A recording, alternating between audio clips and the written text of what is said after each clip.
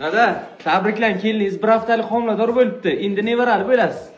O'g'lim, zo'r bo'libdi-ku. Bo'lmasa kelinni toqat qilsin, choy ichamiz.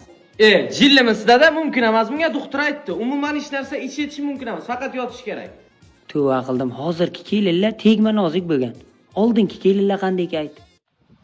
Dadajon, Ha, kelin. men paxta yerga ishlashga ketdim. Hay, yaxshi borib keling. Shu kelin bir kuni paxta yerni ichida to'g'masa bo'ldi-da. Oling dadajon. Kelin, nima bu? Paxta yerda tug'dim. Qo'shnilar yordam berdi. O'g'ilmi, qizmi? Bilmayman, qaramadim. Aytdim-ku, shu kelin bir kuni paxta yerida tug'adi deb. Kelin, yaxshi o'tiribsizmi? Bering bachangizni, men qarayman, siz bor ishlaringizni qiling. Dadajon, o'zi bachani sizga bersam yig'laydi, ko'p yig'lasa cherepnoy bo'ladi, o'zim qarayman. Cherepnoy? Kelin, bachangiz yig'laydi, bachangizga qarang. Ha, bacha ko'p yig'lasa o'pkasi kengayadi. Ishlarimni bo'lib keyin qarayman. Ay, o'zingiz bilasiz. Ota, yaxshimisan? Nimadir yeyasin kelyaptim, shashlik olib kelaymi? Kelin, nima bo'ldi?